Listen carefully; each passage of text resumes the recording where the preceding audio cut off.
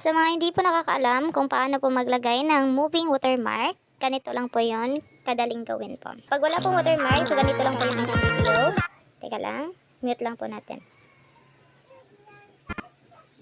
Okay, so madali lang po talagang gumawa ng moving watermark para di na po kayo magka-problema, ninanakaw po yung inyong mga videos. So ganito lang po yan. Una po, tap po natin itong text, add text. Ay, nag-Bisaya na ako dito.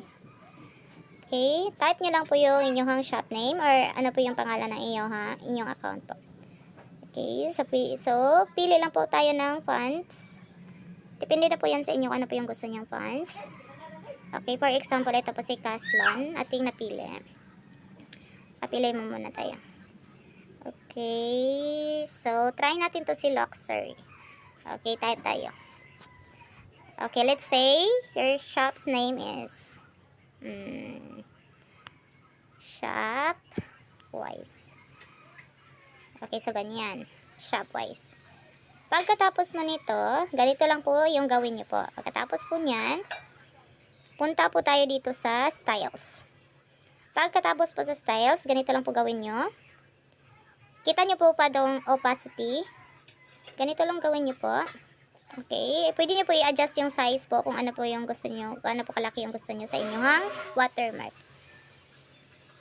So, parang okay na to para sa akin. Then, adjust nyo lang po yung opacity. So, ganito po mag-adjust ng opacity para medyo mag-blur po siya. So, ganyan po. So, okay na po to. Ganito lang po yung gusto ko. Okay, ganyan. So, ito na po tayo sa pinaka-importante na part. So, drag nyo lang po patungo dito sa end. Pagkatapos yung may i-drag, ganito lang po gawin natin. Use po tayo ng keyframe. So, ganito lang po. Maglagay tayo ng keyframe dito. Pagkatapos nyo po maglagay ng keyframe dyan, adjust nyo na lang po itong inyong watermark po. So, lagay nyo dito. Ganyan. Then, adjust tayo. Let's say dito, maglagay na ulit tayo ng keyframe. Adjust na naman tayo dito. Maglagay na naman tayo na adjust. Keyframe again. Okay, drag natin pababa. At maglagay na naman tayo ng keyframe dito pa. Then, drag na naman ulit tayo natin dito sa gilid. Maglagay na naman ulit tayo ng keyframe. Tapos, drag natin sa gitna pabalik. So, ganito lang po ako maglagay ng keyframe, moving watermark po. And, lagay po natin dito sa pinakadulo, another keyframe. So, tingnan nyo po, ganito na po siya. Pagkatapos nyo po malagyan ng keyframe. I-zoom lang po natin, tapos play po natin. So, ganyan na po siya. So, kita nyo ba?